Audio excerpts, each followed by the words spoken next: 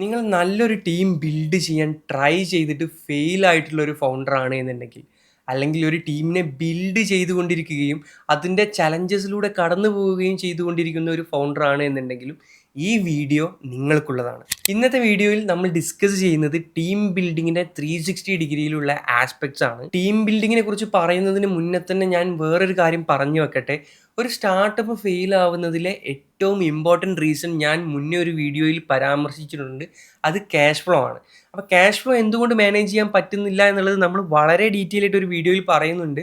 അതിലെ ഇമ്പോർട്ടൻ്റ് ആയിട്ടുള്ള ഒരു കാര്യമാണ് ഒരു ബ്രേക്ക് ഈവൻ പോയിന്റിലേക്ക് റവന്യൂവിനെ സ്കെയിൽ ചെയ്യാൻ പറ്റുന്നില്ല എന്നുള്ളത്. എന്നാൽ പല സ്റ്റാർട്ടപ്സിനും റവന്യൂ സ്കെയിൽ ചെയ്യാൻ പറ്റാത്തതിൻ്റെ മേജർ റീസൺ എന്ന് പറയുന്നത് ഇത് ചെയ്യാൻ പറ്റിയ ഒരു ടീം ഇല്ല എന്നുള്ളത് കൊണ്ടാണ്. പ്രൊഡക്റ്റുകൾ പിവോട്ട് ചെയ്യപ്പെടാം, മാർക്കറ്റുകൾ മാറിക്കൊണ്ടിരിക്കാം, പക്ഷെ ടീം എന്ന് പറയുന്നത്, ഈ ടീം നമുക്ക് ബിൽഡ് ചെയ്യാൻ പറ്റിയിട്ടില്ല എന്നുണ്ടെങ്കിൽ, എന്നാൽ നമ്മൾ 0 to 1 സ്റ്റേജ് കഴിഞ്ഞിട്ട് ഒരു 10ലേക്കോ 100ലേക്കോ നമ്മുടെ ബ്രാൻഡിനെ, നമ്മുടെ ഓർഗനൈസേഷനെ സ്കെയിൽ ചെയ്യാൻ ഉദ്ദേശിച്ചാലും അതിനെ പിടിച്ചു വലിക്കുന്നത് എപ്പോഴും നമ്മുടെ ടീമായിരിക്കും. അപ്പോൾ ഒരു നല്ല ടീമാണ് ആക്ച്വലി ഒരു നല്ല പ്രൊഡക്റ്റ് എന്ന് പറയുന്നത്. അല്ലെങ്കിൽ your first product is your first team. അപ്പോൾ ആ ടീമിനെ ബിൽഡ് ചെയ്യാൻ പറ്റിയിട്ടില്ല എന്നുണ്ടെങ്കിൽ ബേസിക്കലി നിങ്ങൾക്കൊരു സ്റ്റാർട്ടപ്പ് സ്കെയിൽ ചെയ്യാൻ പറ്റില്ല എന്നുള്ളതാണ് സത്യം. ഞാൻ പറഞ്ഞതുപോലെ തന്നെ ടീം ബിൽഡിങ്ങിൻ്റെ ഡിഫറെൻറ്റ് ആസ്പെക്ട്സ് നമ്മൾ ഈ വീഡിയോയിൽ കവർ ചെയ്യുന്നുണ്ട്. അതിൽ ആദ്യമായിട്ട് പറഞ്ഞു വെക്കുന്നത് ദ കോർ ഫോർ ആണ്. അതായത് ഒരു ടീമിൽ, നമ്മുടെ ഒരു സ്റ്റാർട്ടപ്പ് തുടങ്ങുമ്പം നമ്മുടെ സ്റ്റാർട്ടപ്പിൽ മിനിമം വേണ്ട ആദ്യത്തെ 4 ടൈപ്പ് ഓഫ് പീപ്പിളിനെ കുറിച്ചാണ് നമ്മൾ ആദ്യമായിട്ട് പറയുന്നത്. അതിലെ ഫേസ്റ്റ് വൺ ഹസ്ലർ ആണ്. ഹസ്ലർ കഴിഞ്ഞാൽ പിന്നെ വരുന്നത് ഹാക്കർ, ഹിപ്സ്റ്റർ ആൻഡ് ഹാൻഡ്ലർ. ഈ 4 റോളുകളും എന്താണ് എന്നുള്ളതും ഇതിൻ്റെ ഇമ്പോർട്ടൻസ് എന്താണ് എന്നുള്ളതും പറയാം. ആദ്യമായിട്ട് ഹസ്ലർ. ഹസ്ലർ എന്ന് പറഞ്ഞു കഴിഞ്ഞാൽ നമ്മുടെ ബിസിനസ്സിൻ്റെ അല്ലെങ്കിൽ നമ്മുടെ സെയിൽസിൻ്റെ ഗ്രോത്തിൻ്റെ റെസ്പോൺസിബിലിറ്റി എടുക്കേണ്ട ആളാണ്. ഇയാളായിരിക്കും ബേസിക്കലി നമ്മുടെ ഡിറക്ഷൻ സെറ്റ് ചെയ്യുന്നത്, അല്ലെങ്കിൽ നമ്മുടെ ഈ ഒരു വാഹനത്തിൻ്റെ, സ്റ്റാർട്ടപ്പ് എന്ന് പറയുന്ന അല്ലെങ്കിൽ നമ്മുടെ ഓർഗനൈസേഷൻ എന്ന് പറയുന്ന ഈ വാഹനത്തിൻ്റെ സ്റ്റീറിങ് അത് ഈ ഹസ്ലറുടെ കയ്യിലായിരിക്കും എന്നുള്ളതാണ്. സോ ബേസിക്കലി CEO ആയിരിക്കും ഒരു കമ്പനിയിലെ ഹസ്ലർ ആയിട്ട് വരുന്നത്. മാത്രമല്ല ഈ ഹസ്ലർ എപ്പോഴും ഒരു വിഷണറി ആളായിരിക്കണം. കാരണം ഈ വണ്ടി എങ്ങോട്ട് പോകണം, ഓരോ ടേണിലെത്തുമ്പോഴും ഈ വണ്ടിയെ എങ്ങോട്ട് തിരിക്കണം, ഏത് ഡയറക്ഷൻ ചൂസ് ചെയ്യണം എന്ന് ഡിസിഷൻ എടുക്കുന്ന ആ മോസ്റ്റ് ഇമ്പോർട്ടൻറ്റ് വ്യക്തിയാണ് ആക്ച്വലി ഹസ്ലർ. ഹസ്ലർ കഴിഞ്ഞാൽ അടുത്തതായിട്ട് വരുന്നത് ഹാക്കറാണ്. ഹാക്കർ എന്ന് പറഞ്ഞു കഴിഞ്ഞാൽ നമ്മുടെ ഈ ഒരു ജേണിയിൽ, അല്ലെങ്കിൽ ഈ സ്റ്റാർട്ടപ്പ് ബിൽഡ് ചെയ്യുന്ന ഈ ഒരു ജേണിയിൽ നമ്മൾ ഒരുപാട് പ്രോബ്ലംസ് നമ്മുടെ മുന്നിലേക്ക് വരും. ഓരോ പ്രോബ്ലത്തിനെയും സോൾവ് ചെയ്തുകൊണ്ട് അവിടുത്തെ ദ ബെസ്റ്റ് വേ ഹാക്ക് ചെയ്തുകൊണ്ട് നമ്മുടെ ഓർഗനൈസേഷനെ മുന്നോട്ട് കൊണ്ടുപോകുന്ന ആ ഒരു പ്രോബ്ലം സോൾവറെയാണ് നമ്മൾ ഹാക്കർ എന്ന് പറയുന്നത്. ഈ ഹാക്കർ തന്നെയായിരിക്കും പ്രൊഡക്റ്റ് ബിൽഡ് ചെയ്യുന്നതിൽ ഏറ്റവും കൂടുതൽ കോൺട്രിബ്യൂട്ട് ചെയ്യുന്ന ആളും. അതായത് കസ്റ്റമേഴ്സ് ഓരോ പ്രോബ്ലംസ് ഫേസ് ചെയ്യുമ്പോൾ, അല്ലെങ്കിൽ നമ്മുടെ പ്രൊഡക്റ്റിൻ്റെ, നമ്മുടെ സർവീസിൻ്റെ കൺസ്യൂമേഴ്സ് ഫേസ് ചെയ്യുന്ന പ്രോബ്ലംസിൽ നിന്നും അതിന് സൊല്യൂഷൻസ് ആക്കി മാറ്റുകയും കമ്പനിയെ സ്കെയിൽ ചെയ്യാനും കമ്പനിക്ക് ഒരു ബ്രില്യൻ പ്രൊഡക്റ്റ് ഉണ്ടാക്കാനൊക്കെ ആ രീതിയിൽ സഹായിക്കുന്ന വ്യക്തിയാണ് ഹാക്കർ. മൂന്നാമതായിട്ട് വരുന്നത് ഹിപ്സ്റ്റർ ആണ്. ഹിപ്സ്റ്റർ എന്ന് പറഞ്ഞു കഴിഞ്ഞാൽ എക്സ്പീരിയൻസ് ക്രിയേറ്റ് ചെയ്യുന്ന ആളാണ്. അയാൾ യൂസർ എക്സ്പീരിയൻസ് ക്രിയേറ്റ് ചെയ്യും, അതായത് കസ്റ്റമർ എക്സ്പീരിയൻസസ്. അപ്പോൾ അവർ മോർ ഒരു പീപ്പിൾ ഗൈ ആയിരിക്കും. അവർക്ക് എല്ലാ മനുഷ്യന്മാരെയും മനസ്സിലാക്കാനുള്ള കഴിവുണ്ടാവും. അത് ടീമിലുള്ളവരായി കഴിഞ്ഞാലും ഈവൻ നമ്മുടെ കസ്റ്റമേഴ്സ് ആയി കഴിഞ്ഞാലും കൺസ്യൂമേഴ്സ് ആയി കഴിഞ്ഞാലൊക്കെ ഇവരെ കുറച്ചും കൂടെ എംപത്തറ്റിക് ആയിട്ട് അപ്രോച്ച് ചെയ്യുകയും ഇവരുടെ എക്സ്പീരിയൻസ് ഇൻക്രീസ് ചെയ്യാൻ പറ്റുന്ന ഒരു പീപ്പിൾ പേഴ്സൺ, അതാണ് ഹിപ്സ്റ്റർ. ആ ഹിപ്സ്റ്ററും നിങ്ങളുടെ ഇനീഷ്യൽ ടീമിൽ വളരെ ഇമ്പോർട്ടൻ്റ് ആയിട്ടുള്ളൊരു വ്യക്തിയാണ്. നാലാമതായിട്ട് വരുന്നത് ഹാൻഡ്ലർ ആണ്. ഹാൻഡ്ലർ എന്ന് പറഞ്ഞു കഴിഞ്ഞാൽ അവർ കുറച്ചും കൂടെ ഒരു ഓപ്പറേഷൻസ് ഗൈ ആയിരിക്കും. അതായത് ഇതിൽ ഒരുപാട് ചാലഞ്ചസ് ഒരു ഡേ ടു ഡേ ഓപ്പറേഷൻസിൽ നമ്മൾ ഫേസ് ചെയ്ത് പോകും. So it's more like A CEO അല്ലെങ്കിൽ ഹെഡ് ഓഫ് ഓപ്പറേഷൻസ്. ഈ റിക്കറിങ് ആയിട്ടുള്ള ഈ ചാലഞ്ചസിനെ ഹാൻഡിൽ ചെയ്യുന്ന വ്യക്തിയാണ് ഞാൻ ഹാൻഡ്ലർ എന്ന് യൂസ് ചെയ്തത്. അപ്പോൾ ഈ ഹാൻഡ്ലർ ആയിട്ടുള്ള വ്യക്തിയായിരിക്കും ടീമിനെ ട്രാക്കിൽ സ്റ്റേ ചെയ്യാനും വേണ്ടിയിട്ട് സഹായിക്കുക. So handler is the one who runs the show. നമ്മുടെ ഡേ ടു ഡേ ഓപ്പറേഷൻസും അതുമായി സംബന്ധിച്ചിട്ടുള്ള എല്ലാ ചാലഞ്ചസും ഹേർഡിൽസ് ഒക്കെ ചാടിക്കടക്കാനും, അതുപോലെ തന്നെ CEO അല്ലെങ്കിൽ ദ വിഷണറി ടീം സെറ്റ് ചെയ്തിട്ടുള്ള ആ വിഷൻ ഓൺ ട്രാക്കിൽ, അതുപോലെ തന്നെ അതിൽ നിന്ന് ഡീവിയേഷൻസ് ഇല്ലാതെ മുന്നോട്ട് കൊണ്ടുപോകാനും സഹായിക്കുന്ന വ്യക്തി, ദി ഓപ്പറേഷൻസ് ഗൈ, അതാണ് ഹാൻഡ്ലർ. അപ്പോൾ ഈ 4 പേരും ഒരു ഓർഗനൈസേഷൻ്റെ സ്കെയിലിങ്ങിൽ അല്ലെങ്കിൽ ഒരു ഓർഗനൈസേഷൻ്റെ ഗ്രോത്തിൽ ഈക്വലി കോൺട്രിബ്യൂട്ട് ചെയ്യുന്ന ഈക്വലി റെലവൻ്റ് ആയിട്ടുള്ള 4 വ്യക്തികളാണ്. ഞാൻ 4 വ്യക്തികൾ എന്ന് പറയുമ്പോൾ ഞാൻ 4 ഡിഫറെൻറ്റ് കൈൻഡ് ഓഫ് പേഴ്സൺസിനെയാണ് ഞാൻ പറയാൻ ഉദ്ദേശിക്കുന്നത്. അല്ലാതെ 4 പൊസിഷൻസോ അല്ലെങ്കിൽ 4 കോ ഫൗണ്ടേഴ്സോ വേണമെന്നുള്ളതല്ല. ഒരു പക്ഷേ ഇത് 2 കോ ഫൗണ്ടേഴ്സ് ആവാം, അല്ലെങ്കിൽ ഒരു 3 കോ ഫൗണ്ടേഴ്സ് ആവാം, അല്ലെങ്കിൽ 4 കോ ഫൗണ്ടേഴ്സ് ആവാം. പക്ഷേ ഇനീഷ്യൽ ടീമിൽ കോ ഫൗണ്ടേഴ്സിന് പുറമേ വരുന്ന ഇനീഷ്യൽ ടീമിൽ ഈ 4 കാറ്റഗറി ഓഫ് ആളുകളും വേണം എന്നുള്ളതാണ്. ഈ 4 പേരും ഉണ്ട് എന്നുണ്ടെങ്കിൽ ഈ ഒരു ഓർഗനൈസേഷൻ അല്ലെങ്കിൽ ഈ ഒരു ബ്രാൻഡിനെ സ്കെയിൽ ചെയ്യാൻ കുറച്ചും കൂടെ സിമ്പിൾ ആയിരിക്കും. അടുത്തതായിട്ട് കോ ഫൗണ്ടേഴ്സിനെ നമ്മൾ ചൂസ് ചെയ്ത് കഴിഞ്ഞാൽ, കോ ഫൗണ്ടേഴ്സിനെ കുറിച്ച് വളരെ ഡീറ്റെയിൽ ആയിട്ട് നമ്മൾ വേറൊരു വീഡിയോയിൽ നമ്മൾ പറഞ്ഞിട്ടുണ്ട്. ആ വീഡിയോയിൽ നമ്മൾ കോ ഫൗണ്ടേഴ്സിനെ എങ്ങനെ ചൂസ് ചെയ്യണം എന്നുള്ളതും കോ ഫൗണ്ടേഴ്സിൻ്റെ ഇടയിൽ ഇക്വിറ്റി എങ്ങനെ ഡൈല്യൂട്ട് ചെയ്യണം എന്നുള്ളതൊക്കെ നമ്മൾ ആ വീഡിയോയിൽ പറഞ്ഞു പോയിട്ടുണ്ട്. ഇനി കോ ഫൗണ്ടേഴ്സ് കഴിഞ്ഞിട്ട് നമ്മുടെ ഇനീഷ്യൽ ടീം മെമ്പേഴ്സിനെ എങ്ങനെ ഹയർ ചെയ്യും എന്നുള്ളതാണ് നമ്മൾ അടുത്തതായിട്ട് ചർച്ച ചെയ്യാൻ പോകുന്നത്. അപ്പോൾ ഇനീഷ്യലി നമ്മൾ ഹയർ ചെയ്യുമ്പോൾ ഒരു ഓർഗനൈസേഷൻ്റെ ഏർലി സ്റ്റേജിൽ അല്ലെങ്കിൽ ഒരു സ്റ്റാർട്ടപ്പിൻ്റെ തുടക്ക കാലഘട്ടത്തിൽ ഒരിക്കലും നമ്മൾ ഒരുപാട് വർഷം എക്സ്പീരിയൻസ് ഉള്ള CXOസിനെയൊന്നും വലിയ സാലറിക്ക് ഒരിക്കലും ഹയർ ചെയ്യരുത്. അവർക്ക് നമ്മൾ ഇസോപ്പോ അല്ലെങ്കിൽ ഇക്വിറ്റിയോ ഓഫർ ചെയ്തിട്ട് അവർ നമ്മുടെ കോ ബിൽഡേഴ്സ് ആയിട്ട് വരികയാണെന്നുണ്ടെങ്കിൽ ഇറ്റ് മേക്ക് സെൻസ്. അല്ലെങ്കിൽ നമ്മൾ സാലറി മാത്രം കൊടുത്തുകൊണ്ട് എന്ത് ചെയ്യരുത്, അത്തരത്തിലുള്ള ഹയറിങ് നമ്മൾ ചെയ്യരുത്. മാത്രമല്ല നമുക്ക് ഏതെങ്കിലും ഒരു സ്പെസിഫിക് ഡൊമൈനിലെ എക്സ്പേർട്സ് ആയിട്ടുള്ള ആളെ ഹയർ ചെയ്യുന്നതിനേക്കാളും ഇമ്പോർട്ടൻ്റ് ആണ് നമുക്ക് ഇനീഷ്യലി ഓൾറൗണ്ടേഴ്സിനെ നമ്മുടെ ടീമിൽ എത്തിക്കുന്നത്. എപ്പോഴും പറയാറ് you should higher A Swiss army knife എന്നുള്ളതാണ്. സ്വിസ് ആർമി നൈഫിൻ്റെ പ്രത്യേകത നിങ്ങൾക്ക് അറിയുന്നുണ്ടാവും. അത് ഹൈലി ഫങ്ഷണൽ ടൂൾസിനെ ഒരു സിംഗിൾ പോർട്ടബിൾ യൂണിറ്റ് ആക്കി മാറ്റിയിട്ടുള്ള ഒരു ടൂൾ അല്ലെങ്കിൽ ഒരു എക്യുപ്മെൻ്റ് ആണ് സ്വിസ് ആർമി നൈഫ്. അപ്പോൾ അത്തരത്തിലുള്ള വ്യക്തികളെയാണ് നമുക്ക് ഇനീഷ്യലി ടീമിൽ വേണ്ടത്. ഇവരെ നമുക്ക് എങ്ങനെ വേണമെങ്കിലും യൂസ് ചെയ്യാനും വേണ്ടിയിട്ട് പറ്റണം. അതായത് ഒരു പക്ഷേ രാവിലെ ഇരുന്ന് കോഡ് എഴുതുകയായിരിക്കും, ഉച്ചയ്ക്ക് ശേഷം അവരൊരു പക്ഷേ മാർക്കറ്റിംഗ് ഡിസൈൻസ് ക്രിയേറ്റ് ചെയ്യുന്നുണ്ടാവും. ക്യാൻവയിലോ അല്ലെങ്കിൽ മറ്റേതെങ്കിലും സോഫ്റ്റ്വെയർ ഉപയോഗിച്ചിട്ട് ഡിസൈൻസ് ക്രിയേറ്റ് ചെയ്യുന്നവരായിരിക്കും. ഈവനിങ് ഒരു പക്ഷേ അവർ വീഡിയോ ഷൂട്ട് ചെയ്യുന്നുണ്ടാവും, അല്ലെങ്കിൽ അവർ ടീം ബിൽഡ് ചെയ്യുന്നുണ്ടാവും, അല്ലെങ്കിൽ അവർ റിക്രൂട്ട്മെൻറ്റിൽ ഹയർ ചെയ്യാനും വേണ്ടിയിട്ട് അവർ മേ ബി റിക്രൂട്ട്മെൻറ്റിൽ ഹെൽപ്പ് ചെയ്യുന്നുണ്ടാവും, അല്ലെങ്കിൽ ഇൻ്റർവ്യൂസ് എടുക്കുന്നുണ്ടാവും. അങ്ങനെ നമുക്ക് മൾട്ടി പേർപ്പസിന് അതുപോലെ തന്നെ ഡിഫറെൻ്റ് ആയിട്ടുള്ള ഏരിയാസിൽ യൂസ് ചെയ്യാൻ പറ്റുന്ന ഓൾ റൗണ്ടേഴ്സിനെ ആയിരിക്കണം നമ്മൾ ടീമിലേക്ക് ഇനീഷ്യലി ഹയർ ചെയ്യേണ്ടത്, അല്ലെങ്കിൽ നമ്മുടെ ഇനീഷ്യൽ ടീമിൻ്റെ ഭാഗമാക്കേണ്ടത്. അങ്ങനെയാണെങ്കിൽ അടുത്തൊരു ചോദ്യമുണ്ട്, ഇത്തരത്തിലുള്ള ഓൾ റൗണ്ടേഴ്സ് ഇവരെ എവിടെ കിട്ടും അല്ലെങ്കിൽ എങ്ങനെ കിട്ടും എന്നുള്ളത്. ശരിയാണ്, ഇത് വളരെ മൈനോറിറ്റി ആയിട്ടുള്ളൊരു കമ്മ്യൂണിറ്റിയാണ്, അല്ലെങ്കിൽ വളരെ നിഷായിട്ടുള്ളൊരു കമ്മ്യൂണിറ്റിയാണ്. ഇത്തരക്കാരെ നമ്മൾ എവിടെ പോയി തിരഞ്ഞു കഴിഞ്ഞാൽ കിട്ടുമെന്നുള്ള ചോദ്യത്തിന് സത്യം പറഞ്ഞു കഴിഞ്ഞാൽ എനിക്കും ഉത്തരം അറിയില്ല. എന്നാൽ റെഫറൽസ് ത്രൂ അല്ലെങ്കിൽ നമ്മുടെ ലിങ്ക്ഡിൻ കമ്മ്യൂണിറ്റിയിൽ അല്ലെങ്കിൽ ഇൻസ്റ്റാഗ്രാമിലൊക്കെ ഇത്തരത്തിലുള്ള ഒരുപാട് വ്യക്തികളെ ഞാൻ കണ്ടിട്ടുണ്ട്, ഞാൻ നോട്ട് ചെയ്ത് വെക്കാറുണ്ട് എന്നുള്ളതാണ്.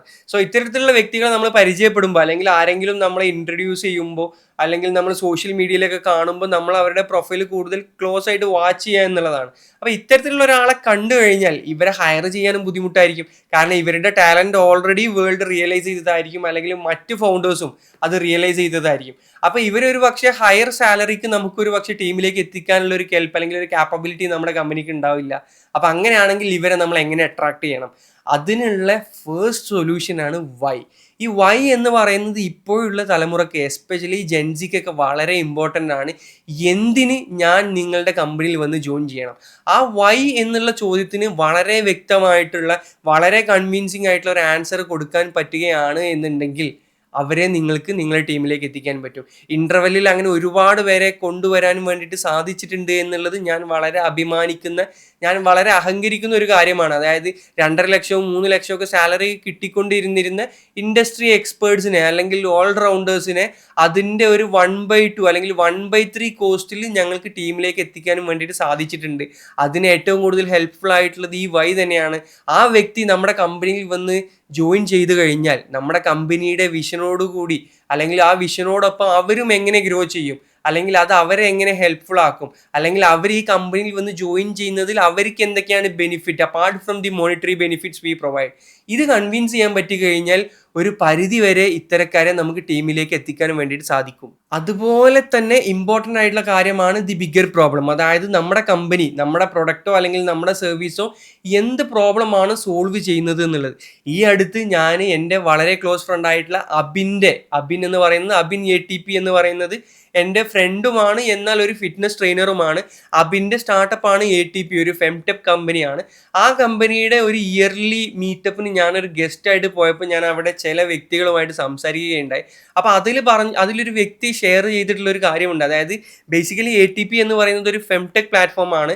അതിലൂടെ അവർ സോൾവ് ചെയ്യുന്നത് PCOD അല്ലെങ്കിൽ PCSO ഉള്ള വ്യക്തികൾക്ക് അവർക്ക് ട്രെയിനിങ്ങും അവർക്ക് ഡയറ്റിലും ന്യൂട്രീഷനിലൊക്കെ ഗൈഡൻസ് കൊടുത്തുകൊണ്ട് ഇത്തരത്തിലുള്ള സിംറ്റംസ് ഇല്ലാതാക്കുന്ന അല്ലെങ്കിൽ ഇത്തരത്തിലുള്ള അവസ്ഥകളെ ക്യൂർ ചെയ്യുന്ന ഒരു പ്ലാറ്റ്ഫോമാണ് ATP എന്ന് പറയുന്നത്.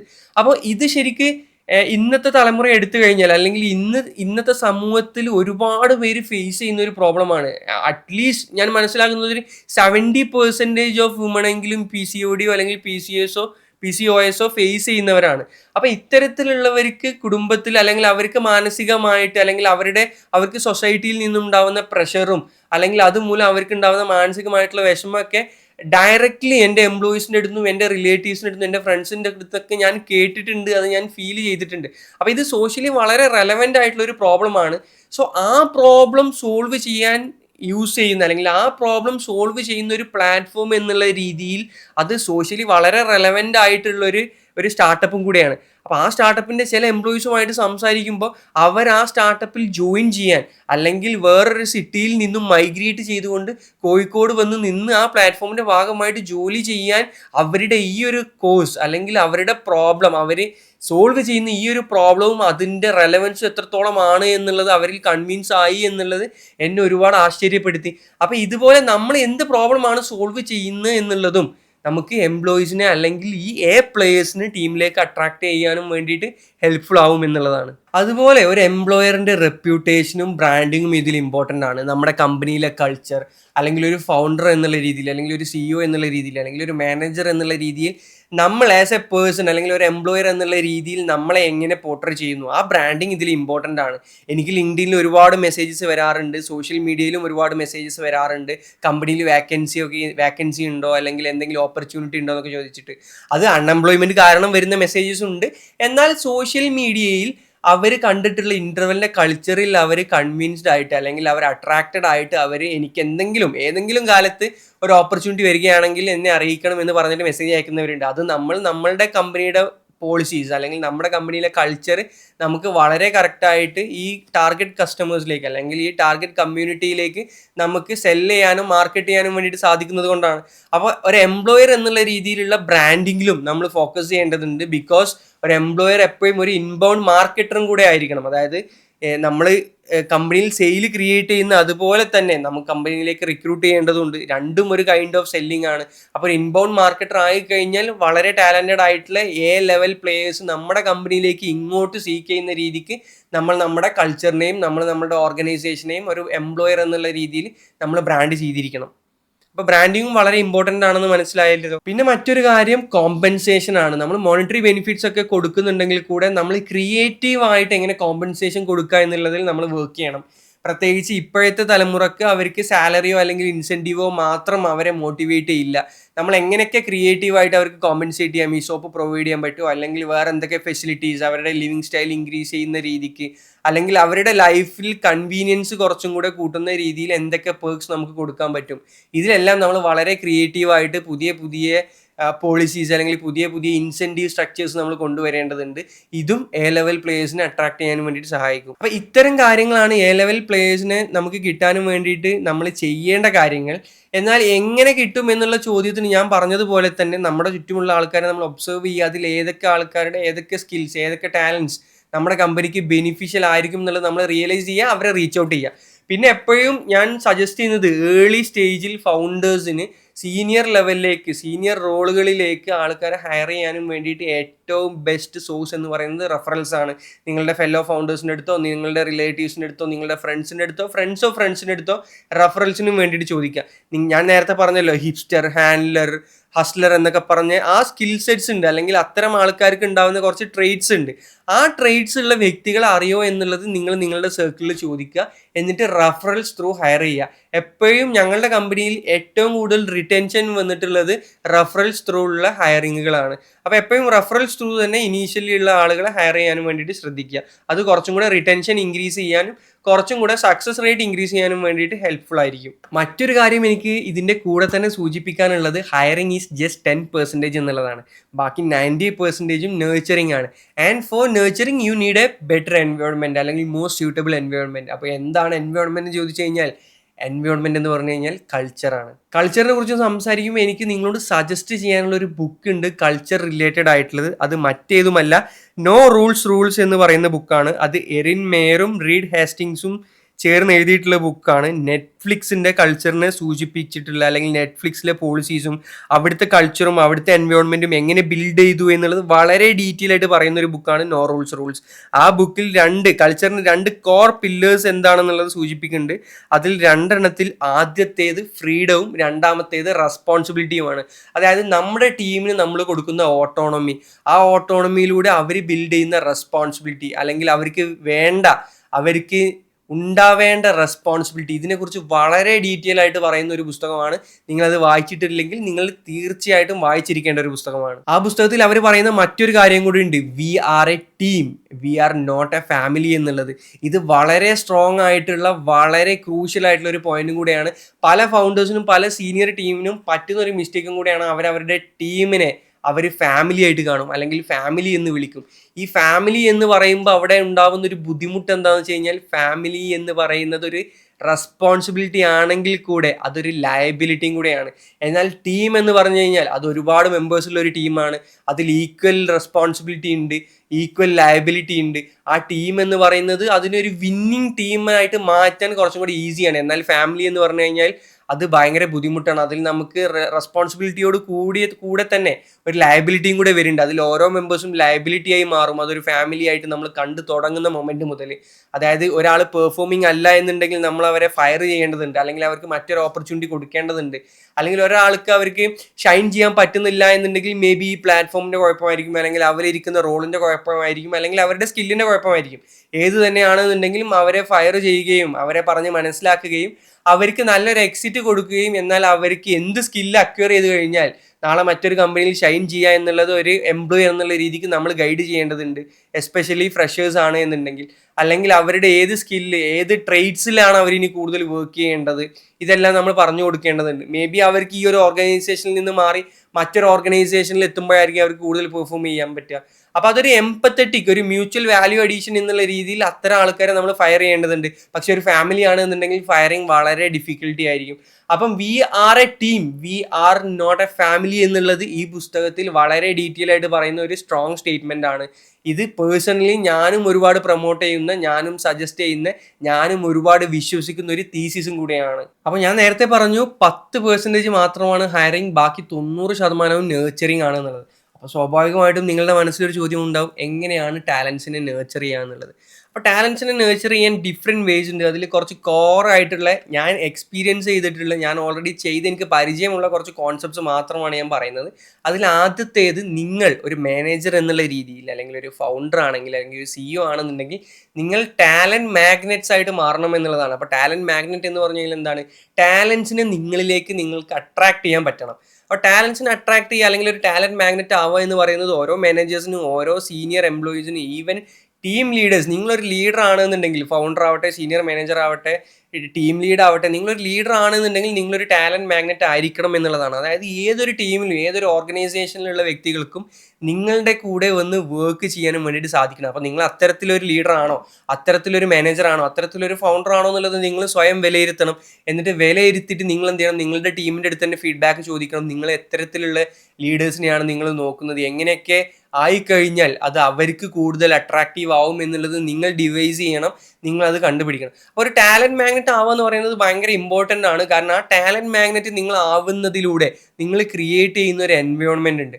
ആ എൻവയോൺമെൻറ്റിൽ ഏതൊരു വിത്തിനും വളരെ വേഗത്തിൽ വളരാൻ സാധിക്കും എന്നുള്ളതാണ്. അല്ലെങ്കിൽ ഏതൊരു വ്യക്തിക്കും പെട്ടെന്ന് നറിഷ് ചെയ്യാനും പെട്ടെന്ന് ഫ്ലറിഷ് ചെയ്യാനും പറ്റുന്ന ഒരു എൻവയോൺമെന്റ് ആയിട്ട് അത് മാറും. മാത്രമല്ല ടാലന്റ് മാഗ്നറ്റ് ആയി കഴിഞ്ഞാൽ നിങ്ങൾക്ക് ഏതൊരു ഏരിയയിൽ, ഏതൊരു ഡിപ്പാർട്ട്മെന്റ് ആവട്ടെ, മറ്റ് ഓർഗനൈസേഷൻസ് ആവട്ടെ, ഒരു ഗ്രൂപ്പിൽ നിങ്ങൾ ചെന്ന് കഴിഞ്ഞാൽ നിങ്ങൾക്ക് അതിൽ നിന്ന് ടാലൻസിനെ ഈസിലി ഐഡന്റിഫൈ ചെയ്യാനും പറ്റും. അതും ടാലന്റ് മാഗ്നറ്റിന് വേണ്ട ഒരു സ്കില്ലാണ്.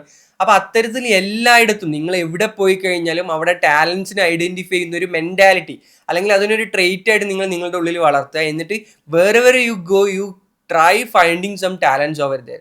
അതൊരു സ്കില്ലായിട്ട് തന്നെ നിങ്ങൾ ഡെവലപ്പ് ചെയ്യുക, നിങ്ങൾ അത് കൂടെ കൊണ്ടു നടക്കുക. സോ അത്തരത്തിലുള്ള ടാലൻറ്റ് മാഗ്നറ്റ് ആവുന്നതാണ് നമ്മുടെ ടാലൻസിനെ നേർച്ചർ ചെയ്യാൻ, അല്ലെങ്കിൽ നിങ്ങളുടെ എൻവയോൺമെൻറ്റിലുള്ള ടാലൻസിനെ ഫ്ലറിഷ് ചെയ്യാനും വേണ്ടിയിട്ട് നിങ്ങൾ ചെയ്യേണ്ട ഫസ്റ്റ് സ്റ്റെപ്പ് എന്ന് പറയുന്നത്. രണ്ടാമതായിട്ട് ലിബറേറ്റേഴ്സ് ആവുക എന്നുള്ളതാണ്. നിങ്ങളൊരു ലിബറേറ്റർ ആണോ എന്നുള്ളത് നിങ്ങൾ തീർച്ചയായും ചിന്തിക്കണം. അതായത് നിങ്ങൾ അവർക്ക് ഫ്രീഡം കൊടുക്കുന്നുണ്ടോ, നിങ്ങൾ അവർക്ക് സംസാരിക്കാനുള്ള ഫ്രീഡം കൊടുക്കുന്നുണ്ടോ, ഒപ്പീനിയൻസ് ഷെയർ ചെയ്യാനുള്ള ഫ്രീഡം കൊടുക്കുന്നുണ്ടോ, ഐഡിയാസ് ഷെയർ ചെയ്യാനുള്ള ഫ്രീഡം കൊടുക്കുന്നുണ്ടോ, ഡിസിഷൻ എടുക്കാനുള്ള ഫ്രീഡം കൊടുക്കുന്നുണ്ടോ. ഇത്തരം ഫ്രീഡം എല്ലാം വളരെ ഇമ്പോർട്ടൻ്റ് ആണ്. കാരണം ഈ ഫ്രീഡത്തിൽ നിന്നുകൊണ്ടാണ് അവരൊരു ബി പ്ലെയർ ആണ് എന്നുണ്ടെങ്കിൽ എ പ്ലെയർ ആയി മാറുന്നത്, അല്ലെങ്കിൽ ഒരു എ പ്ലെയർ ആണ് എന്നുണ്ടെങ്കിൽ അവർ ആ എ പ്ലെയർ എന്ന് പറയുന്ന ആ ഒരു സ്കിൽ, അല്ലെങ്കിൽ എ പ്ലെയർ എന്ന് പറയുന്ന ആ ഒരു സ്റ്റാറ്റസ് കൺസിസ്റ്റൻ്റ് ആയിട്ട് മുന്നോട്ട് കൊണ്ടുപോകാൻ അവർക്ക് പറ്റുന്നത് ഇത്തരം എൻവയോൺമെൻറ്റിലായിരിക്കും. അപ്പം നിങ്ങളൊരു ലിബറേറ്റർ ആവണം, ആ ഫ്രീഡം അവർക്ക് കൊടുക്കണം. ഇത്തരത്തിലുള്ള ഫ്രീഡം ഒക്കെ ഒരു നേർച്ചർ ചെയ്യാൻ പറ്റുന്ന ഒരു എൻവയോൺമെൻ്റ് ആണ് ക്രിയേറ്റ് ചെയ്യുന്നത്. അപ്പോൾ ഒരു ലിബറേറ്റർ ആവുക എന്നുള്ളതാണ് നിങ്ങൾ രണ്ടാമതായിട്ട് ചെയ്യേണ്ട കാര്യം. നിങ്ങൾ ലിബറേറ്റർ ആയി കഴിഞ്ഞാൽ നിങ്ങളുടെ ടീമിന് കിട്ടുന്ന മറ്റൊരു ബെനിഫിറ്റ് എന്താണെന്ന് വെച്ച് കഴിഞ്ഞാൽ ഫ്രീഡം ടു എക്സ്പെരിമെൻ്റ് ആണ്.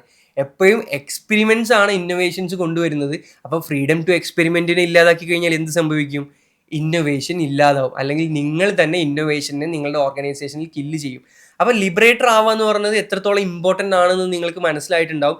എന്നാൽ ഒരു ലിബറേറ്റർ ആവുന്നതിൻ്റെ കൂടെ തന്നെ നിങ്ങളൊരു ചലഞ്ചറും കൂടെ ആവണം. അതാണ് മൂന്നാമതായിട്ട് നിങ്ങളോട് പറയാനുള്ളത്, ഒരു ചലഞ്ചർ ആവുക എന്ന് പറഞ്ഞാൽ. ചലഞ്ചർ എന്ന് പറഞ്ഞാൽ നിങ്ങൾ അവരുടെ limits each and every day push ചെയ്തുകൊണ്ടിരിക്കണം. നിങ്ങൾ അവർക്ക് പ്രോബ്ലംസ് ഇൻട്രൊഡ്യൂസ് ചെയ്തുകൊണ്ടിരിക്കണം. ഒരിക്കലും അവർക്ക് എന്ത് ചെയ്യരുത്, ഒരു വെയ്ഗ്നെസ് വരരുത്, ഒരു ക്ലാരിറ്റി ഇല്ലായ്മ വരരുത്, അല്ലെങ്കിൽ അവർക്ക് ബോറിംഗ് ആവരുത് അവരുടെ ജോബ് റോൾ എപ്പോഴും. നിങ്ങൾ എപ്പോഴും ചാലഞ്ചിങ് ആയിട്ടുള്ള പ്രോബ്ലംസ് അവരുടെ മുന്നിലേക്ക് ഇട്ട് കൊടുത്തുകൊണ്ടേ ഇരിക്കുക.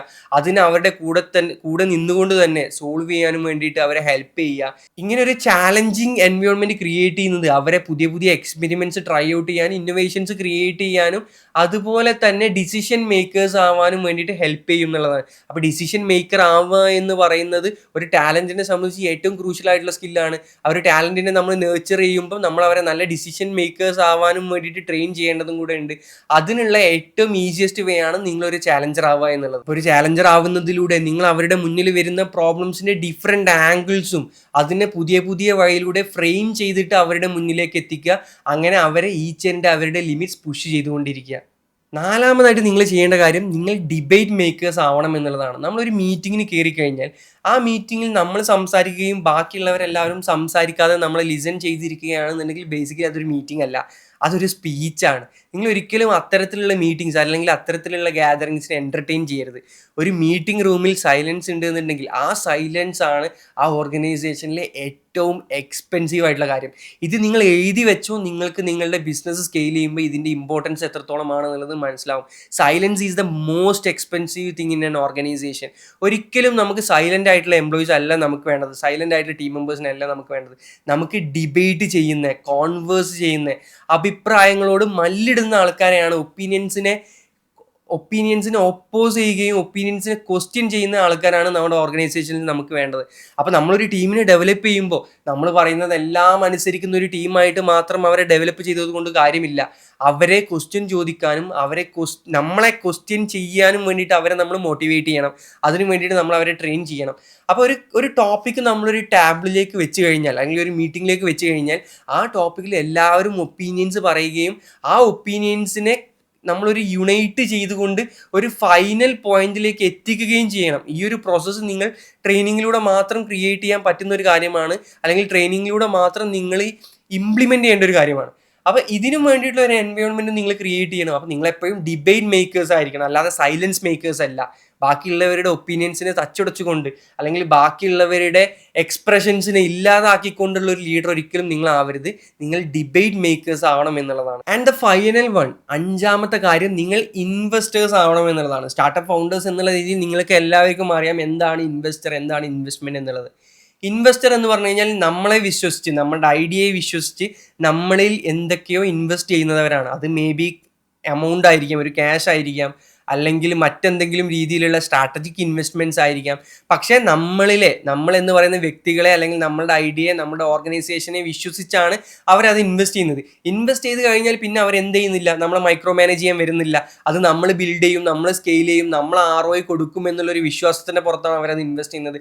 ആ മെന്റാലിറ്റി ഉള്ള ഇൻവെസ്റ്റേഴ്സ് ആയിരിക്കണം എന്നുള്ളതാണ്. അപ്പോൾ നിങ്ങളുടെ ഓർഗനൈസേഷനിൽ നിങ്ങളുടെ ടീം മെമ്പേഴ്സിലേക്ക് ഇൻവെസ്റ്റ് ചെയ്യണം. എന്നിട്ട് അവരെ അതിൽ വർക്ക് ചെയ്യാനുള്ള ഒരു ഓട്ടോണമി അവർക്ക് കൊടുക്കുക, അതിനുള്ളൊരു സ്പേസ് അവർക്ക് കൊടുക്കുക. എന്നിട്ട് ROI അവർ തിരിച്ചു വരും എന്നുള്ള ഒരു വിശ്വാസത്തിൽ നിങ്ങൾ എന്ത് ചെയ്യുക, അവർക്ക് ആ സ്പേസ് കൊടുക്കുക എന്നുള്ളതാണ്. അപ്പോൾ ഇൻവെസ്റ്റർ മെന്റാലിറ്റിയും ഈ ഓട്ടോണമി ക്രിയേറ്റ് ചെയ്യുന്നതിൽ, ഈ ഫ്രീഡം ക്രിയേറ്റ് ചെയ്യുന്നതിൽ, അവർക്ക് ലിബർട്ടി ക്രിയേറ്റ് ചെയ്യുന്നതിൽ വളരെ ഇമ്പോർട്ടൻ്റ് ആണ്. അപ്പോൾ ഒരു ഇൻവെസ്റ്റർ മെന്റാലിറ്റി നിങ്ങൾ കീപ്പ് ചെയ്യണം.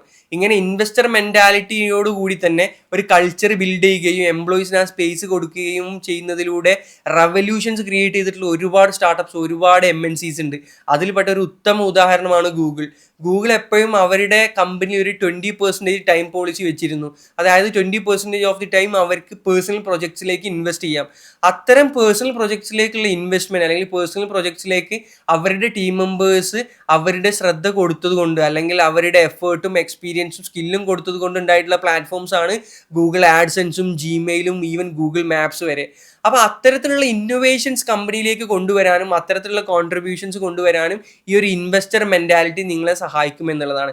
അപ്പോൾ ഒരു ടാലൻസിനെ നേർച്ചർ ചെയ്യാൻ, അല്ലെങ്കിൽ ടാലൻസിനെ നേർച്ചർ ചെയ്യാനുള്ള ഒരു എൻവയോൺമെന്റ് ക്രിയേറ്റ് ചെയ്യാൻ നിങ്ങൾ ശ്രദ്ധിക്കേണ്ട 5 കാര്യങ്ങൾ, അല്ലെങ്കിൽ നിങ്ങൾ കൊണ്ടുവരേണ്ട 5 മെന്റാലിറ്റി എന്താണെന്നുള്ളത് ഇപ്പോൾ നിങ്ങൾക്ക് മനസ്സിലായി എന്ന് വിചാരിക്കുന്നു. അപ്പം നിങ്ങൾക്ക് ഈ 5 കൈൻഡ് ഓഫ് മെന്റാലിറ്റി നിങ്ങൾ കീപ്പ് ചെയ്യുന്നതോടുകൂടി തന്നെ നിങ്ങൾ ചെയ്യാൻ പാടില്ലാത്ത അല്ലെങ്കിൽ റെഡ് ഫ്ലാഗ്സ് ആയിട്ടുള്ള 2-3 കാര്യങ്ങളും കൂടെ ഞാൻ പറയാൻ വിചാരിക്കുകയാണ്. അതിലെ ഫസ്റ്റ് വൺ എന്ന് പറയുന്നത്, നിങ്ങളൊരു റെസ്ക്യൂവർ ആവരുത് എന്നുള്ളതാണ്. റെസ്ക്യൂവർ എന്ന് പറഞ്ഞു കഴിഞ്ഞാൽ എന്ത് ചെറിയ പ്രശ്നങ്ങൾ വരുമ്പോഴേക്കും നിങ്ങൾ പോകുന്നു, ഇടപെടുന്നു, അതിനെ സോൾവ് ചെയ്യുന്നു.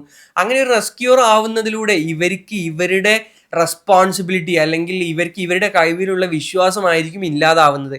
അവർക്ക് സ്വയം ആ ഹസിൽ ചെയ്യാനും അവർക്ക് സ്വയം ഡിസിഷൻ മേക്ക് ചെയ്യാനും ആ ഒരു പ്രോബ്ലം, ആ ഒരു ഹേർഡിൽ ചാടിക്കടക്കാനുള്ള ഒരു ക്യാപ്പബിലിറ്റി ബിൽഡ് ചെയ്യാനുള്ള ഒരു സ്പേസ് നിങ്ങൾ കൊടുക്കണം. അപ്പോൾ നിങ്ങളൊരു റെസ്ക്യൂർ ആയിക്കഴിഞ്ഞാൽ അവർക്ക് നാളെ നല്ല ലീഡേഴ്സ് ആവാനും വേണ്ടിയിട്ട് സാധിക്കില്ല, അല്ലെങ്കിൽ അവർക്ക് അവരുടെ ലീഡർഷിപ്പ് ഡെവലപ്പ് ചെയ്യാനും വേണ്ടിയിട്ട് സാധിക്കില്ല. നാളെ നല്ല ലീഡർഷിപ്പ് ഇവർക്ക് ഡെവലപ്പ് ചെയ്യാൻ പറ്റിയിട്ടില്ല എന്നുണ്ടെങ്കിൽ നിങ്ങളുടെ ഓർഗനൈസേഷനിൽ നല്ല ലീഡേഴ്സ് ഉണ്ടാവില്ല. അപ്പോൾ നല്ല ലീഡേഴ്സ് ഇല്ലെങ്കിൽ നിങ്ങൾക്ക് നിങ്ങളുടെ ഓർഗനൈസേഷനെ സ്കെയിൽ ചെയ്യാൻ പറ്റത്തില്ല. അപ്പോൾ റെസ്ക്യൂർ ആവുക എന്ന് പറയുന്നത് ഒരു ബിഗ് റെഡ് ഫ്ലാഗ് ആണ്. രണ്ടാമതായിട്ട് എനിക്ക് പറയാനുള്ളത്, being an idea Guy is A great red flag എന്നുള്ളതാണ്. അത് ഗ്രേറ്റ് റെഡ് ഫ്ലാഗ് എന്ന് ഞാൻ പറയാനൊരു റീസൺ ഉണ്ട്. കാരണം ഈ ഐഡിയ ഗൈ ആവുന്നത്, അല്ലെങ്കിൽ എല്ലാ മീറ്റിംഗ്സിലും എല്ലാ ഗാദറിങ്സിലും പോയിട്ട് തുര ഐഡിയാസ് ഷെയർ ചെയ്യുന്നത് ഭയങ്കര ഗ്രേറ്റ് ആയിട്ടുള്ള ഒരു കാര്യമാണ്. അല്ലെങ്കിൽ ഫൗണ്ടർ, അല്ലെങ്കിൽ ഒരു മാനേജർ, അല്ലെങ്കിൽ ഒരു സീനിയർ എംപ്ലോയിയെ സംബന്ധിച്ച് അവരുടെ ഒരു ഗ്രേറ്റ് ട്രേറ്റ് ആണെന്ന് വിശ്വസിക്കുന്ന ഒരുപാട് ആൾക്കാരെ ഞാൻ കണ്ടിട്ടുണ്ട്. പക്ഷെ അതൊരു റെഡ് ഫ്ലാഗ് ആയിട്ടാണ് ഞാൻ കാണുന്നത്. എല്ലാ വേദികളിലും, എല്ലാ സദസ്സുകളിലും, എല്ലാ മീറ്റിങ്ങിലും പോയിട്ട് ഒരുപാട് ഐഡിയാസ് ഷെയർ ചെയ്യുക, അല്ലെങ്കിൽ ഒരുപാട് ഗ്രേറ്റ് ഐഡിയാസ് ഷെയർ ചെയ്യുക. ഒരു ഫൗണ്ടർ എന്ന് പറയുന്നത് ഐഡിയ ഷെയർ ചെയ്യുന്ന ആൾ മാത്രമല്ല, നല്ല ഐഡിയകളെ നല്ലൊരു ലിസണറായിട്ട് കേട്ടുകൊണ്ട് ആ ഐഡിയാസിനെ ഐട്രേറ്റ് ചെയ്ത് അത് മറ്റൊരാൾക്ക് ഓണർഷിപ്പ് കൊടുത്ത് അവരെ കൊണ്ട് ഡെവലപ്പ് ചെയ്യിപ്പിക്കുന്നതും കൂടെയാണ് ഒരു നല്ല ഫൗണ്ടറിൻ്റെ ഒരു നല്ല സിഗ്നൽ എന്നുള്ളതാണ് ഞാൻ മനസ്സിലാക്കിയിട്ടുള്ളത്. അപ്പോൾ അങ്ങനെ ആകുമ്പോൾ ഐഡിയാസ് ഷെയർ ചെയ്യുന്നത് എപ്പോഴും, ചില സദസ്സിൽ നമ്മളത് ഷെയർ ചെയ്യണം, എന്നാൽ നിരന്തരമായിട്ട് ഐഡിയാസ് ഷെയർ ചെയ്യുന്നത് ഒരു റെഡ് ഫ്ലാഗ് ആയിട്ടാണ് ഞാൻ മനസ്സിലാക്കിയിട്ടുള്ളത്. അപ്പോൾ നിങ്ങളുടെ ടീമിൽ നിന്ന് ഐഡിയാസ് വരാനും വേണ്ടിയിട്ടുള്ള എക്കോസിസ്റ്റം ബിൽഡ് ചെയ്യുക എന്നുള്ളതായിരിക്കണം നിങ്ങളുടെ ലോങ് ടേം ഗെയിം. അങ്ങനെ ആയിരിക്കണം നിങ്ങൾ ടീം ബിൽഡ് ചെയ്യുന്നത്. Third red flag is being A rapid responder. ഒരു റാപ്പിഡ് റെസ്പോണ്ടർ ആവുക എന്ന് പറയുന്നത് ഒരു ഫൗണ്ടറെ സംബന്ധിച്ച് ചില സമയങ്ങളിൽ ഒരു പോസിറ്റീവ് ആയിട്ടുള്ള കാര്യവും എന്നാൽ മെജോറിറ്റി സമയങ്ങളിൽ ഒരു നെഗറ്റീവ് ആയിട്ടുള്ള കാര്യവുമാണ്. ചില കാര്യങ്ങൾ നമ്മൾ വളരെ റാപ്പിഡ്ലി, വളരെ ഡിസിസീവായിട്ട് തന്നെ നമ്മൾ അതിനെ സമീപിക്കേണ്ടതുണ്ട്.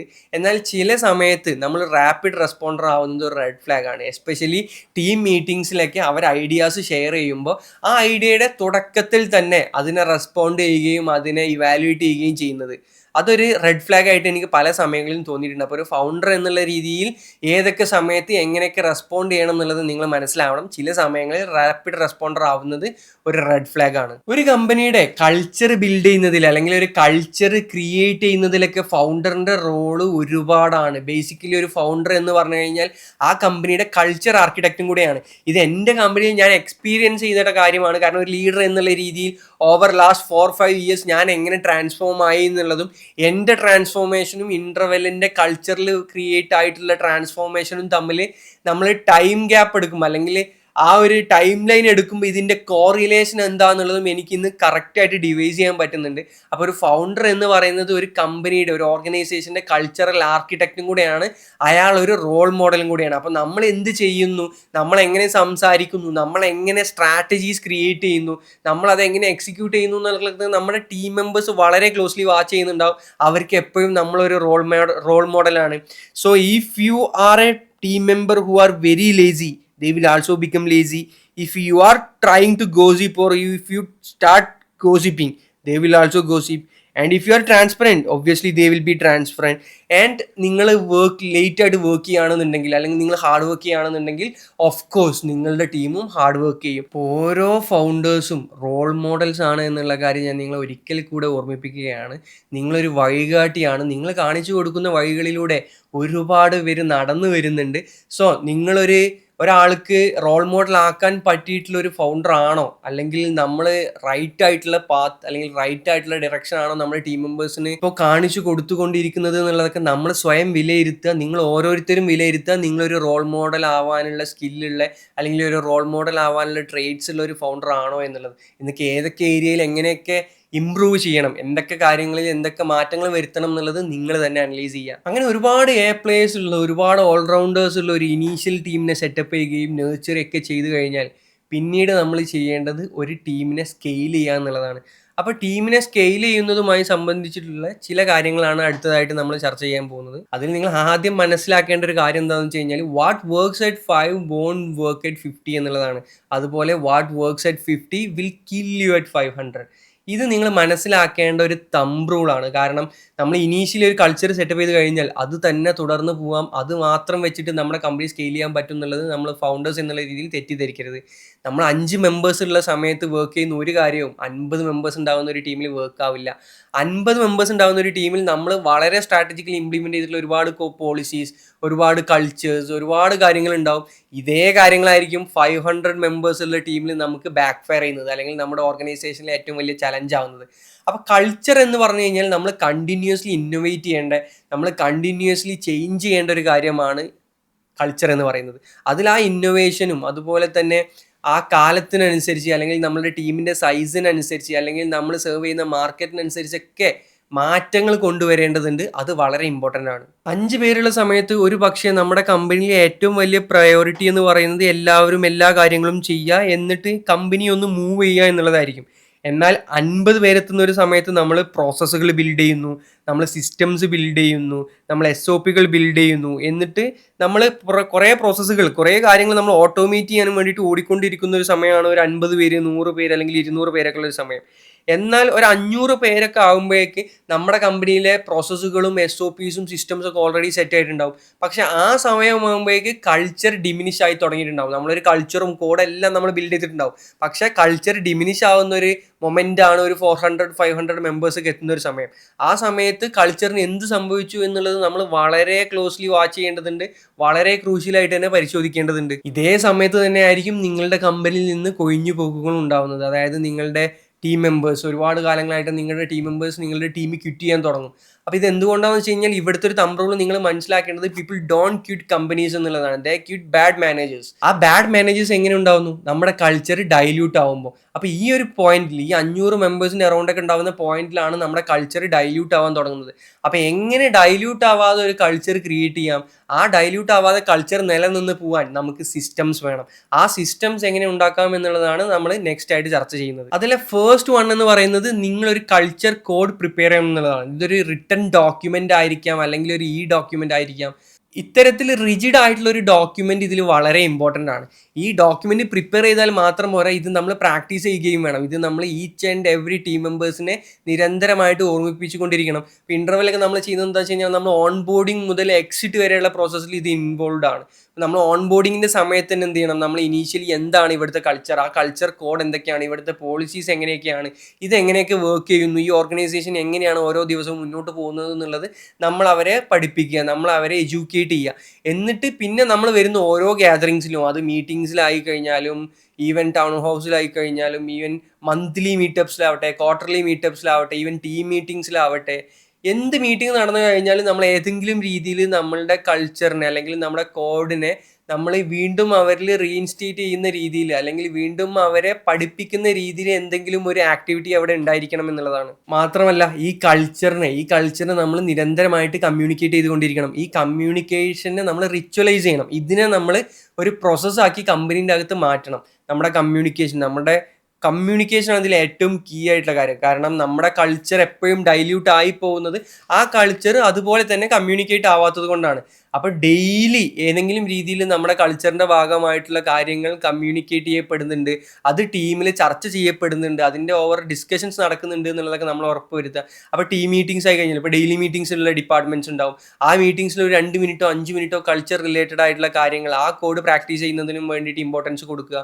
അതുപോലെ തന്നെ വീക്ക്ലി മീറ്റിംഗ്സോ അല്ലെങ്കിൽ ക്വാർട്ടർലി പ്രസൻറ്റേഷൻസ് ഒക്കെ ഉണ്ടാകുമ്പോൾ ആ പ്രസൻറ്റേഷൻസിലൊക്കെ ഒരു ചെറിയ സ്ലോട്ട് നമ്മുടെ കോഡ് ഓഫ് കോണ്ടക്റ്റിനെ അല്ലെങ്കിൽ നമ്മുടെ കൾച്ചർ കോഡിനെ വീണ്ടും നമുക്ക് ഓർക്കാനും അതിനെ വീണ്ടും പ്രാക്ടീസ് ചെയ്യാനും പറ്റുന്ന രീതിയിൽ ഇതിനെ റിച്വലൈസ് ചെയ്യുക എന്നുള്ളതാണ്. അല്ലെങ്കിൽ ഇതിനെ ടീം മെമ്പേഴ്സിലേക്ക് കമ്മ്യൂണിക്കേറ്റ് ചെയ്യുന്ന ആ ഒരു പ്രോസസ്സിനെ റിച്വലൈസ് ചെയ്യുക എന്നുള്ളതാണ് രണ്ടാമതായിട്ട് നിങ്ങൾ ശ്രദ്ധിക്കേണ്ട ഒരു കാര്യം. മൂന്നാമതായിട്ട് ഇത്തരം സിസ്റ്റംസ് ബിൽഡ് ചെയ്യുന്നതിലെ ഇമ്പോർട്ടൻ്റ് ആയിട്ടുള്ള ഒരു കാര്യം കൂടെയാണ് മൂന്നാമതായിട്ട് ഞാൻ ഷെയർ ചെയ്യുന്നത്. അത് ട്രാൻസ്പെറൻസിയാണ്. അതായത് ഒരു കമ്പനിയിൽ ഒരുപാട് പോളിസീസ് ഉണ്ടാവും, ഒരുപാട് മെട്രിക്സസ് ഉണ്ടാവും, ഒരുപാട് ഇവാലുവേഷൻസ് ഉണ്ടാവും. ഒരാളെ നമ്മൾ ഹയർ ചെയ്യുന്നു, ഒരു മാനേജറെ നമ്മൾ പ്രൊമോട്ട് ചെയ്യുന്നു, അല്ലെങ്കിൽ ഒരാളെ നമ്മൾ ഫയർ ചെയ്യുന്നു. ഇത്തരം കാര്യങ്ങളുടെയൊക്കെ പിറകിൽ ഒരുപാട് ഡിസിഷൻസ് വന്നിട്ടുണ്ടാവും. ഈ ഡിസിഷൻസും ഇതിൻ്റെ മൂലകാരണങ്ങളും റീസൺസ് ഒക്കെ എന്ത് ചെയ്യണം, നമ്മൾ ഈ കമ്മ്യൂണിക്കേറ്റ് ചെയ്യണം. കമ്മ്യൂണിക്കേറ്റ് ചെയ്താൽ മാത്രം പോരാ, ഈ കമ്പനിയിൽ എടുക്കുന്ന ഇത്തരം ഡിസിഷൻസ് ട്രാൻസ്പെറൻ്റ് ആയിരിക്കണം. ഈ ട്രാൻസ്പെറൻസി എന്ന് പറയുന്നത് ഇവരുടെ മൊറാലിറ്റിയെ, ഇവരുടെ മോട്ടിവേഷനെ ഒരുപാട് ബാധിക്കുന്ന ഒരു കാര്യമാണ്. അപ്പോൾ നമ്മുടെ കമ്പനി 100% ട്രാൻസ്പെറൻ്റ് ആണ് എന്നുള്ളത് നമ്മൾ ഉറപ്പുവരുത്തണം. എന്ന് വിചാരിച്ചിട്ട് എല്ലാ മെട്രിക്സസും എല്ലാ ഡീറ്റെയിൽസും കമ്പനിയിലുള്ള എല്ലാവരും അറിയണം എന്നല്ല. ഏതൊക്കെ അറിയണം ഏതൊക്കെ അറിയരുത് എന്നുള്ളത് ഒരു ഫൗണ്ടർ എന്നുള്ള രീതിയിൽ നിങ്ങൾക്ക് അറിയുന്നുണ്ടാവും. എന്നാൽ കോമൺ ആയിട്ടുള്ള മെട്രിക്സസ്, ഇപ്പോൾ റവന്യൂ ആവട്ടെ, അല്ലെങ്കിൽ കുറച്ച് KPIs, CAC ആവട്ടെ, LTV ആവട്ടെ, ഇപ്പം ഇത്തരം മെട്രിക്സസും അതുപോലെ തന്നെ നമ്മുടെ KHI പോലത്തെ കീ ഹാപ്പിനെസ് ഇൻഡിക്കേറ്റർ, അല്ലെങ്കിൽ നെറ്റ് പ്രൊമോട്ടർ സ്കോർ, അല്ലെങ്കിൽ എംപ്ലോയീസ് നെറ്റ് പ്രൊമോട്ടർ സ്കോർ, ഇത്തരത്തിൽ കമ്പനിയുടെ കൾച്ചർ അല്ലെങ്കിൽ കമ്പനിയുടെ വാല്യൂസുമായിട്ട് ക്ലോസ്ലി ആയിട്ടുള്ള KPIs.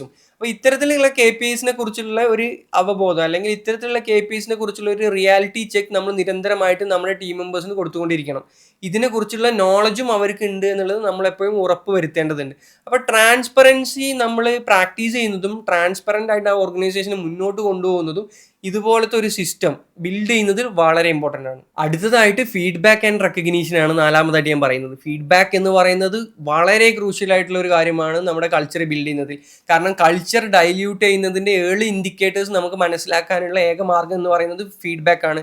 അപ്പോൾ ഒരു 360 ഡിഗ്രി ഫീഡ്ബാക്ക്, 360 ഡിഗ്രി എന്ന് പറയുമ്പോൾ ഇപ്പം മാനേജേഴ്സ് എപ്പോഴും നമ്മളെ ഫൗണ്ടേഴ്സിനെ എപ്പോഴും എന്ത് ചെയ്യണം, അവർ ഫീഡ്ബാക്ക് തന്നുകൊണ്ടേ ഇരിക്കണം. അതിനുള്ളൊരു സ്പേസ് നമ്മൾ ക്രിയേറ്റ് ചെയ്യണം. നമുക്ക് ഫീഡ്ബാക്ക് മാനേജേഴ്സിന് കൊടുക്കാൻ പറ്റണം, മാനേജേഴ്സിന് ബാക്കിയുള്ള ടീം മെമ്പേഴ്സിന് ഫീഡ്ബാക്ക് കൊടുക്കാൻ പറ്റണം, ആ ടീം മെമ്പേഴ്സിൽ നിന്നും ഫീഡ്ബാക്ക് കളക്ട് ചെയ്യാനുള്ള ഒരു മെൻറ്റാലിറ്റി നമ്മുടെ മാനേജേഴ്സിന് വേണം. അങ്ങനെ ഒരു 360 ഡിഗ്രി ഫീഡ്ബാക്ക് സിസ്റ്റം നമ്മുടെ കമ്പനിയിൽ നമ്മൾ ഇംപ്ലിമെൻറ്റ് ചെയ്യേണ്ടതുണ്ട്, അത് പ്രാക്ടീസ് ചെയ്യേണ്ടതുണ്ട്. അതുപോലെ തന്നെയാണ് റെക്കഗ്നീഷനും. ഈ റെക്കഗ്നീഷനാണ് ശരിക്കും നമ്മുടെ കമ്പനിയിൽ സാലറിയേക്കാളും അവർക്ക് ഇൻസെൻറ്റീവിനേക്കാളും ഒരു പരിധി വരെ മോട്ടിവേഷൻ കൊടുക്കുന്ന, അല്ലെങ്കിൽ ഒരു ബൂസ്റ്റ് കൊടുക്കുന്ന, ഒരു നിട്രോ ബൂസ്റ്റ് എന്ന് പറയുന്ന രീതിയിൽ ബൂസ്റ്റ് കൊടുക്കുന്ന ഒരു എലമെന്റ് എന്ന് പറയുന്നത് റെക്കഗ്നീഷൻസ് ആണ്. അപ്പോൾ റെക്കഗ്നീഷൻസ് നമ്മൾ കൊടുക്കുമ്പോൾ ശ്രദ്ധിക്കേണ്ടത് അത് അർഹതപ്പെട്ടവർക്ക് തന്നെ കൊടുക്കണം. അത് അർഹതപ്പെട്ടവർക്കാണ് കിട്ടിയിട്ടുള്ളത് എന്നുള്ളത് നമ്മൾ എൻ്റയർ ടീമിൽ നമ്മൾ അവർ കമ്മ്യൂണിക്കേറ്റ് ചെയ്യേണ്ടതുണ്ട്. അപ്പോൾ അവിടെ നമ്മൾ ട്രാൻസ്പെറൻ്റ് ആവുകയും വേണം. അപ്പം വളരെ ക്രൂഷ്യൽ ആയിട്ടുള്ള, വളരെ ഇമ്പോർട്ടൻ്റ് ആയിട്ട് നമ്മൾ വളരെ ശ്രദ്ധിച്ച് ചെയ്യേണ്ട കാര്യമാണ് ഫീഡ്ബാക്ക് ആൻഡ് റെക്കഗ്നീഷൻ എന്നുള്ളത്. അപ്പം പ്രോപ്പർ ഫീഡ്ബാക്കിനും പ്രോപ്പറായിട്ട് അർഹതപ്പെട്ടവർക്ക് റെക്കഗ്നീഷൻ കിട്ടുന്നതുമായിട്ടുള്ള ഒരു സിസ്റ്റം നമ്മുടെ കമ്പനിയിൽ നമ്മൾ ഇംപ്ലിമെൻറ്റ് ചെയ്യുകയും അത് പ്രാക്ടീസ് ചെയ്യേണ്ടതുണ്ട്. അപ്പോൾ ഇതാണ് നാലാമത്തെ കാര്യം. അഞ്ചാമത്തെ കാര്യം, ഇത് എൻ്റെ പേഴ്സണൽ ആയിട്ടുള്ള ഒരു ഒപ്പീനിയനാണ്. ഇത്തരം ഒരു സിസ്റ്റംസ് അധിക കമ്പനിയിലും ഇല്ലാത്തതാണ്. നമ്മുടെ കമ്പനിയിൽ നിന്നും എക്സിറ്റ് ആവുന്ന എംപ്ലോയീസിന് ഡിഗ്നിറ്റിയോട് കൂടി എക്സിറ്റ് ആവാനുള്ള ഒരു സ്പേസ് നമ്മൾ കമ്പനിയിൽ ക്രിയേറ്റ് ചെയ്യണം. കാരണം നമ്മുടെ കമ്പനിയിൽ നിന്നും പുറത്തു പോയി മറ്റ് കമ്പനിയിൽ ജോലി ചെയ്യുന്ന ഈ ഒരു അലുമിനി ഗ്രൂപ്പിനെ ക്രിയേറ്റ് ചെയ്യുക എന്ന് പറയുന്നത് വളരെ ഇമ്പോർട്ടൻ്റ് ആയിട്ടുള്ള കാര്യമാണ്. അവർ നാളെ നമ്മുടെ കമ്പനിയുടെ കൾച്ചറിൻ്റെ സ്പോക്ക് പേഴ്സൺ ആയിട്ട് വരെ മാറിയേക്കാം. കാരണം നമ്മുടെ കമ്പനിയിൽ നിന്ന് പല റീസൺസിനെ കൊണ്ട്, ചിലപ്പോൾ അവരുടെ പേഴ്സണൽ ഇഷ്യൂസ് ആയിരിക്കാം, ഹെൽത്ത് ആയിരിക്കാം, ഫാമിലി ആയിരിക്കാം, മേ ബി അവർ മാനേജേഴ്സുമായിട്ട് സിങ്ക് ആവാത്തത് കൊണ്ടായിരിക്കാം, മേ ബി ഈ ഓർഗനൈസേഷനുമായിട്ട് സിങ്ക് ആവാത്തത് കൊണ്ടായിരിക്കാം, മേ ബി അവരുടെ ടാലൻറ്റ് അവർക്ക് ഷോക്കേസ് ചെയ്യാനും അത് പ്രൊഡക്റ്റീവ് ആക്കാനും അതിലൂടെ കമ്പനിക്ക് ബെനിഫിറ്റ് കൊണ്ടുവരാൻ സാധിക്കാത്തത് കൊണ്ടായിരിക്കാം. എക്സിറ്റിന് പല റീസൺസ് ഉണ്ടാവും. പക്ഷെ ഒരാൾ, each and every person who are getting exited from the company, they should get out of the company with dignity എന്നുള്ളതാണ്. അവർക്ക് ഡിഗ്നിറ്റിയോട് കൂടി സെൽഫ് റെസ്പെക്റ്റോട് കൂടി ഈ കമ്പനിയോടും ഈ ബ്രാൻഡിനോടുള്ള സ്നേഹത്തോടു കൂടി തന്നെ അവർക്ക് ആ കമ്പനിയിൽ നിന്നും പുറത്തു പോകാൻ വേണ്ടിയിട്ട് സാധിക്കണം. എന്നാൽ മാത്രമായിരിക്കും നമുക്ക് സ്ട്രോങ് ആയിട്ടുള്ള ഒരു അലുമിനി നെറ്റ്വർക്ക് ക്രിയേറ്റ് ചെയ്യാനും അവർ നാളെ നമ്മുടെ കമ്പനിയുടെ സ്പോക്ക് പേഴ്സൺ ആയിട്ട് മാറാനും അതിലൂടെ നമുക്ക് ഒരുപാട് എ പ്ലേയേഴ്സിനെയും ഒരുപാട് ടാലൻറ്റഡ് ഇൻഡിവിജ്വൽസിനെയും ഒരുപാട് സീനിയർ എക്സിക്യൂട്ടീവ്സിനെയും നമ്മുടെ കമ്പനിയിലേക്ക് കൊണ്ടുവരാനും വേണ്ടിയിട്ട് സാധിക്കുക. സോ ഇപ്പോൾ പറഞ്ഞിട്ടുള്ള 5 കാര്യങ്ങളും നിങ്ങൾക്ക് സിസ്റ്റംസ് ആയിട്ട് ഇംപ്ലിമെൻറ്റ് ചെയ്യാനും എന്നാൽ പ്രാക്ടീസ് ചെയ്യാനും പറ്റുന്ന കാര്യമാണ്. ഇത് നിങ്ങൾ തീർച്ചയായിട്ടും ഇംപ്ലിമെൻറ്റ് ചെയ്യുകയും പ്രാക്ടീസ് ചെയ്യുകയും ഇത് നിങ്ങളുടെ കമ്പനിയുടെ കോർ സ്ട്രെങ്ത് ആയിട്ട് മാറ്റുകയും ചെയ്യണം. ഇതിലൂടെയാണ് നിങ്ങൾക്ക് നല്ലൊരു എൻവയോൺമെൻറ്റ് ക്രിയേറ്റ് ചെയ്യാൻ, നല്ലൊരു കൾച്ചർ കോഡ് ക്രിയേറ്റ് ചെയ്യാൻ, അതിലൂടെ നല്ല എംപ്ലോയീസിന് നേർച്ചർ ചെയ്യാൻ എന്നൊരു പ്ലാറ്റ്ഫോം ക്രിയേറ്റ് ചെയ്യാനും എന്നാൽ നല്ല ഓൾറൗണ്ടേഴ്സ് ആയിട്ടുള്ള ടാലൻറ്റഡ് ആയിട്ടുള്ള എക്സ്പേർട്സ് ആയിട്ടുള്ള ഇൻഡിവിജ്വൽസിനെ കമ്പനിയിലേക്ക് അട്രാക്ട് ചെയ്യാനും വേണ്ടിയിട്ട് സഹായിക്കുന്ന 5 സിസ്റ്റംസ് ആണ് ഇപ്പോൾ നമ്മൾ കവർ ചെയ്തിട്ടുള്ളത്. ടീം ബിൽഡിങ്ങിൻ്റെ 360 ഡിഗ്രിയിലുള്ള കാര്യങ്ങളാണ് ഇപ്പോൾ നമ്മൾ ഈ വീഡിയോയിലൂടെ ചർച്ച ചെയ്തത്. അതായത് ഒരു ഓർഗനൈസേഷൻ്റെ വെരി ഏർലി സ്റ്റേജിൽ എത്തരത്തിലുള്ള ആൾക്കാരെയാണ് നമ്മൾ ടീമിലേക്ക് എത്തിക്കേണ്ടതുള്ളതും അങ്ങനെ ലോ കോസ്റ്റിൽ ടാലൻറ്റഡ് ആയിട്ടുള്ള പ്ലേയേഴ്സിനെ ഹയർ ചെയ്യാനും വേണ്ടിയിട്ടുള്ള സ്ട്രാറ്റജീസും നമ്മൾ ഡിസ്കസ് ചെയ്തു. അങ്ങനെയുള്ളവരെ നമ്മൾ ഹയർ ചെയ്ത് കഴിഞ്ഞാൽ പിന്നെ നമ്മൾ ശ്രദ്ധിക്കേണ്ടത് അവരെങ്ങനെ നേർച്ചർ ചെയ്യാം എന്നുള്ളതാണ്. Because as I said hiring is just 10%, ബാക്കി 90% നേർച്ചറിങ് ആണ്. അപ്പം നേർച്ചർ ചെയ്യാൻ നമ്മൾ എൻവയോൺമെൻറ്റ് ക്രിയേറ്റ് ചെയ്യണം. എൻവയോൺമെൻറ്റ് ക്രിയേറ്റ് ചെയ്യാൻ നമ്മളൊരു കൾച്ചർ ക്രിയേറ്റ് ചെയ്യണം. ആ കൾച്ചർ എങ്ങനെ ബിൽഡ് ചെയ്യാം എന്നുള്ളതും അതിനെ സംരക്ഷിക്കാൻ അതിനെ ഡൈല്യൂട്ടഡ് ആവാതെ കൊണ്ടു നടക്കാനും വേണ്ടിയിട്ട് എന്തൊക്കെ സിസ്റ്റംസ് ബിൽഡ് ചെയ്യുക എന്നുള്ളതും നമ്മൾ ഈ വീഡിയോയിലൂടെ നമ്മൾ ചർച്ച ചെയ്തു. അപ്പോൾ ഈ വീഡിയോ ഒരു ടീം ബിൽഡ് ചെയ്യുന്ന മാനേജേഴ്സിനാവട്ടെ, ഫൗണ്ടേഴ്സിനാവട്ടെ, ഈവൻ സീനിയർ ടീം മെമ്പേഴ്സിനാവട്ടെ ഹെൽപ്ഫുൾ ആയിരിക്കും എന്നാണ് എൻ്റെ ഒരു എക്സ്പെക്ടേഷൻ. അപ്പോൾ ഈ വീഡിയോയിൽ നിങ്ങൾക്ക് കൂടുതൽ എക്സ്പ്ലോർ ചെയ്യേണ്ട ഏതെങ്കിലും ഏരിയ ഉണ്ട് എന്നുണ്ടെങ്കിൽ അല്ലെങ്കിൽ നിങ്ങൾക്ക് മനസ്സിലാവാത്ത നിങ്ങൾക്ക് കൂടുതൽ ഡൗട്ട്ഫുൾ ആയിട്ടുള്ള എന്തെങ്കിലും ക്വസ്റ്റ്യൻസോ ഏതെങ്കിലും ഏരിയാസ് ഒക്കെ ഉണ്ടെന്നുണ്ടെങ്കിൽ നിങ്ങൾ കമൻസിൽ അറിയിക്കുക. ഞാൻ മാക്സിമം കമൻസിൽ തന്നെ അതിന് റിപ്ലൈ ചെയ്യാനും വേണ്ടിയിട്ട് ശ്രദ്ധിക്കുന്നതാണ്. So hope this video is helpful to each and every one of you. Thank you for watching.